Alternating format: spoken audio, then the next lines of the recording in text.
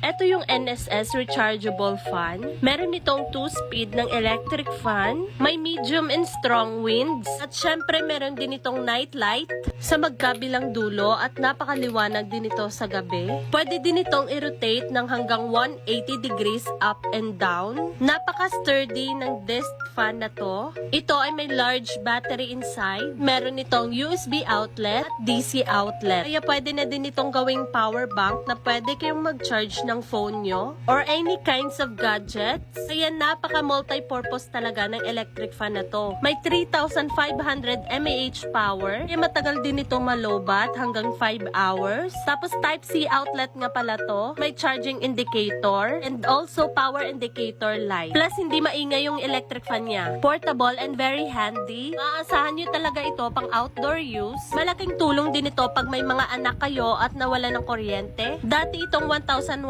pesos, ngayon 550 na lang. Kaya naman mag-check out na kayo dyan sa Yellow Basket.